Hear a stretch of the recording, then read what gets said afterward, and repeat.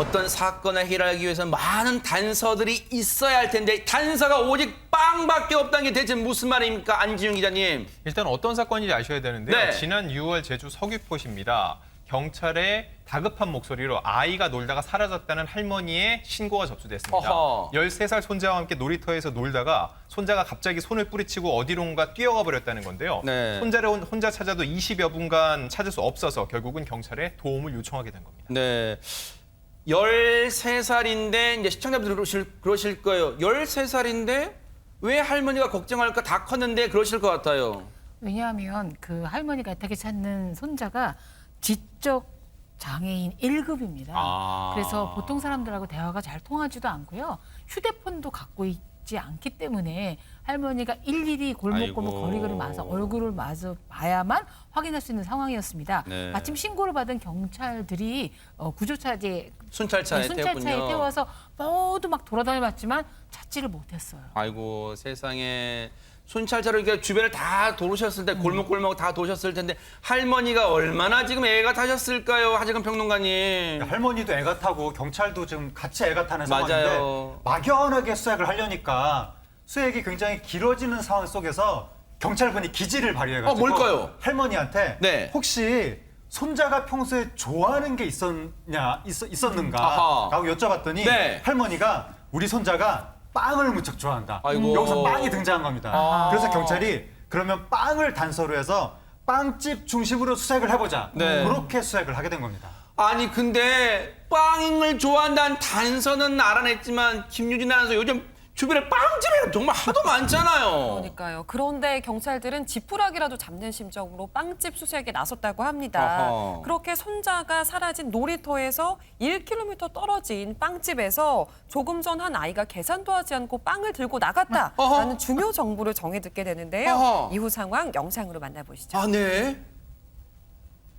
샅샅이 빵집 주변을 살펴보던 경찰들 그렇게 돌아다니게 되다가 다행히 빵집 근처 편의점 앞에서 빵을 먹고 있는 아이를 발견할 수가 어머, 있었습니다. 세상에. 바로 이 아이인데요. 네. 우리가 애타게 찾고 있던 그 주인공이 맞습니다. 그런데 순찰차에 따서도 빵을 워낙 좋아하다 보니까 아이고. 자기가 좋아하는 빵을 꼭 들고서 즐거워했다고 해요. 세상에. 애타게 찾았던 이 손자 그렇게 2시간 반 만에 할머니와 만날 수 있었고요. 무사히 집으로 돌아갔다고 합니다. 아이고 세상에 2시간 반이지만요. 손주를 잃어버린 할머니에게는 한 20년, 30년 느낌이었을 거예요. 당시 출동했던 경찰 얘기 들어보시고 이어가 보도록 하겠습니다. 손잡고 이제 놀이터에서 놀고 있었는데 갑자기 얘가 이제 손을 뿌리치고 어디론가 달아났다고 했습니다. 얘가 키가 좀 크다 보니까 뿌리치고 가니까 못 쫓아가신 거예요. 얘가 평소에 좋아하는 음식 있냐? 이거 빵을 좋아한다. 그래가지고 그때 그걸 착안해가지고 일단 빵집을 또 수색 장소를 변경을 한 거죠. 다행히 2분 전에 아이가 빵을 계산 안 하고 들고 왔다는 그런 정보를 얻어가지고 순찰차를 타려고 할 당시에 100m가량 떨어진 곳에 편의점에 애가 있는 게 발견됐습니다. 다행히 바로 발견된 거죠. 애한테 이런 거 먹고 싶으면 할머니한테 이야기를 해야지 왜 그냥 갔냐 이런 식으로 계속 좀 눈물을 약간 글썽이시면서 처음에 신고를 하실 때도 너무 미안한 생각에 20분 동안 혼자 찾아다니신 거라 가지고 계속 감사하다고 그냥 그런 말씀만 계속 하시면서 저희가 항상 미안하더라도 언제든지 신고를 하시라고 그렇게 말씀을 해드렸고요.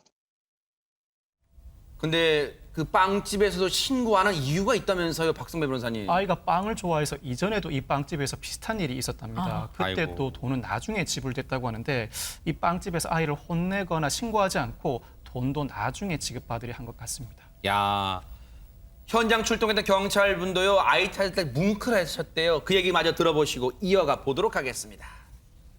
저도 이제 5살, 2살 된 이제 아이의 아버지로서 일단은 눈앞에 안 보인다는 게 얼마나 진짜 두렵고 혹시나 또 나쁜 일 당하지 않을까라는 그런 생각을 많이 하셨을 거라는 저도 동감하고요. 근데 다행히 그래도 좀 다소 시간은 걸렸지만은 그래도 무사히 찾았다는 거에 정말 저는 자부심을 느끼고 있습니다. 경찰관으로서. 그렇습니다. 우리 곁에 있는 경찰관 덕분에 정말 든든한 정말 사회인 것 같습니다.